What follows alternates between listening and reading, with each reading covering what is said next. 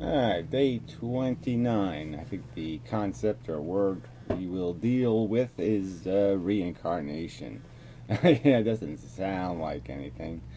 Sounds like a word from some archaic dead past, some notion of living forever.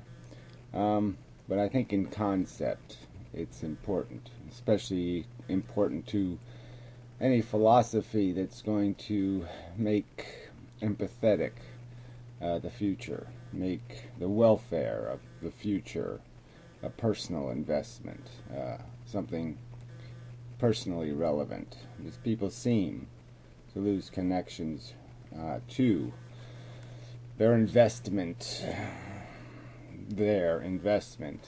in the other sentient beings on this planet very quickly, very easily. They seem to connect to maybe mom and dad and grandma, and that's about as far as it goes. And the other way, it's, yes, children, grandchildren, great-grandchildren, whatever, blah, blah, blah. The disconnections start happening pretty quickly for people. Intellectually, I think we can understand that our mind, our scheming brain, our think of how do I make things better for me brain, is just a helper in your life. Okay, it's trying to help the thing you call you, the you thing, the emotional animal, the animal, afraid and desirous and wanting. What is probably another word for that? Clinging, attaching, aspiring, well, whatever. There's lots of words, but I'm not picking the good ones, unfortunately. So anyway, and that our brain is just something that works to make the world conform to what I need it to be, the I, me. And it's not very hard to realize that both of these components are interchangeable. The scheming part of us, the smartness, the understanding the system, whether we gained our knowledge from the school of hard knocks or college or reading books or whatever. It's just a bunch of information, experiential knowledge, something we've inputted, and now we can use it to our advantage. And well, that's certainly transferable, that's certainly duplicatable in another person. And the other component, this internal me-ness, this I, is also basic and simple in its function. If I prick you, do not bleed, kind of thing. I think that's prick. That's kind of a, let's not even go there. But we're all made out of the flesh. We're all blighted, by our mortality and our vulnerability. All of these things, and then you extend it to all humans, and you can extend it to all sentient, feeling, emotionally vibrant creatures, and appreciate that they're you. They're just you modified slightly, slight change in the structure of the design, just the slightest changes, and mostly silly ones. Okay, their mannerisms are different. They look different. Okay, yeah, we look different. Well, big deal. And yeah, we act different, and we're caught up in different passions. Some people like sushi, some people like football, some people like, whatever, making videos. Some people gain their satisfaction or relieve their frustrations or their angst or their discomforts. But these differences are just so subtle, so based on cosmetics and aesthetics and simple attachments and conditionings. We can understand those words, can't we? I mean, can't people over 18 years old, they really should be obligated to understand the difference between something you learn and something conditioned into you, a conditioned preference that makes something beautiful or makes something ugly. And that's really the only distinctions between us. Most of the distinctions between us are based on those things. If I give you my native sensibilities, the things that do hurt me, or and the things that give me that stir passion in me, it's likely your philosophy is going to roll more consistent with probably my own, because it's the interrelationship between these sensitivities, these raw, crude sensitivities, and our intellect. The back and forth is what conforms us, confines us, constrains us, and defines us ultimately. And they both play a role in what we will be able to tolerate in our life as a thing, as something we have, as something we live, and what we'll be able to accept, or what we'll tend to accept philosophically as an idea.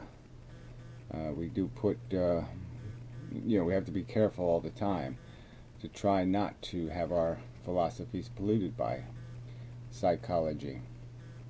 But anyway, when you the point I'm making, obviously, is if you do deconstruct us, you can see that it doesn't really matter.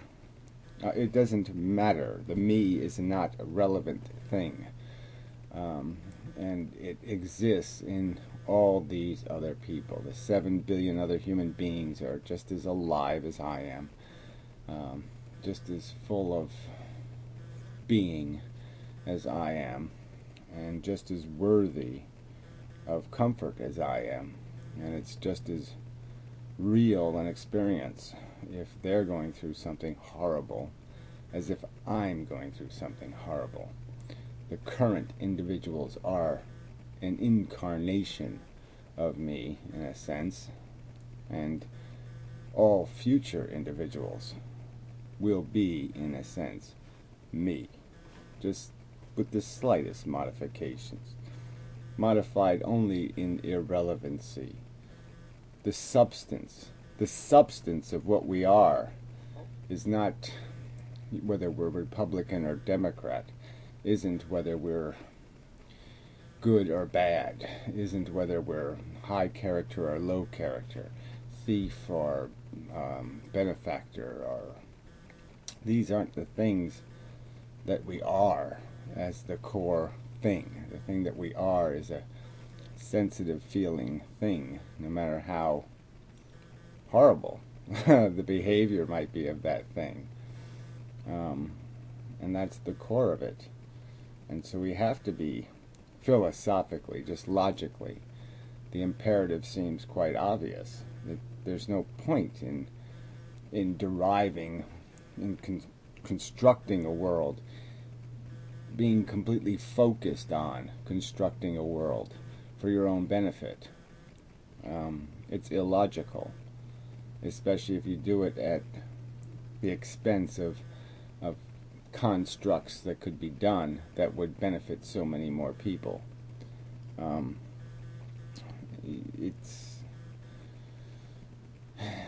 It's doomed to failure. It's a fulfilling prophecy, in the sense of the old admonitions that what you impose, you're doomed to experience, or something, some sort of trite saying that might imply karma, even that what you give to the world is what you're going to end up getting. Well, the fact is, as soon as you give it, you've gotten it. You're the receiver. We're both the giver and the receiver. We are in function. In any by any standard or any way of observation, rational viewpoint, any rational viewpoint, it's indistinguishable by anything that matters. Are you really going to distinguish between the welfare of a human being based on whether they support the Yankees or the Mets? And that's all the distinctions are. They're all superficial. They're all of little substance. And it's only our exaggeration of these minor differences that make the difference to us psychologically. But we're reacting to nothing. We're reacting to bullshit differences. And we have to have knowledge of that. That has to be part of our philosophical understanding if we are going to describe and define, if we're going to describe and prescribe for the human race or for sentient life on this planet.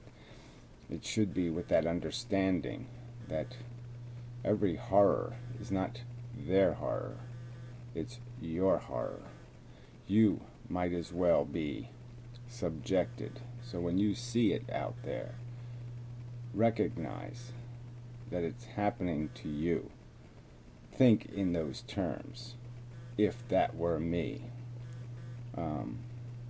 Understand that the price isn't over there.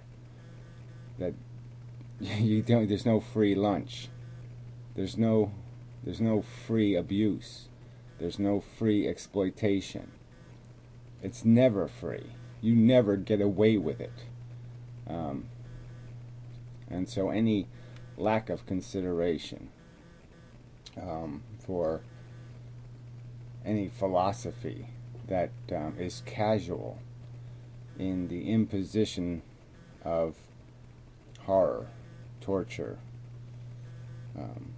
gross misery, suffering.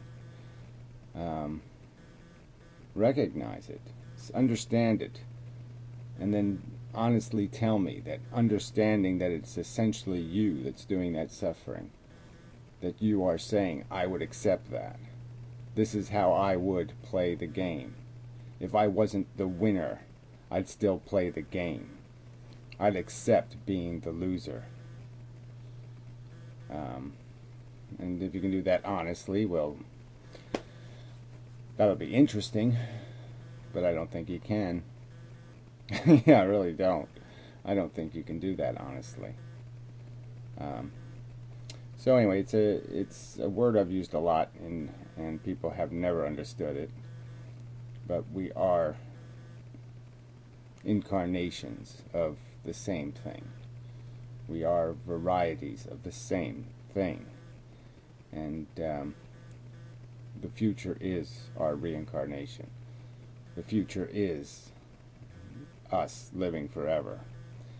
And so obviously from someone who might have a less than enthusiastic perspective, a less than gleeful anticipation of the future, I have to look at it worried, concerned,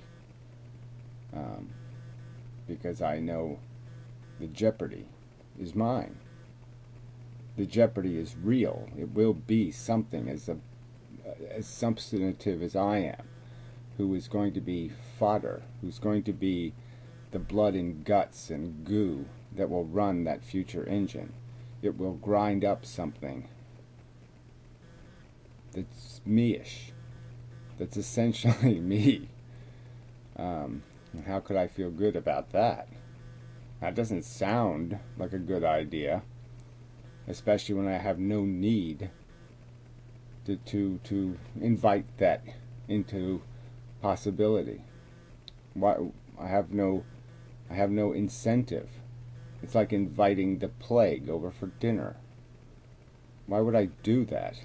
Yes, let's call the plague and see if the plague wants to come over and have some dinner. Well, because the plague tells some good jokes now and then. I need the plague's jokes for the risk the plague brings with him? I don't think I do. I don't think you do if you really search your brain.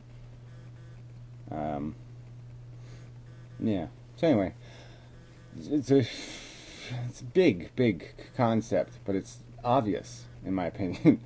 This is not a religious word. This is a word of practical reality. We reincarnate. We as a feeling, sensitive, passionate thing reincarnate. That's what life does. It makes new ones, and then new ones, and then new ones. And unfortunately, it disposes of all of them, often in the rudest possible manner. And that should be, I think, it should give a brain pause. The brain should pause and say, this is a problem. This is not sufficiently efficient. Getting back to the first word. So anyway, video 2, and we'll move on.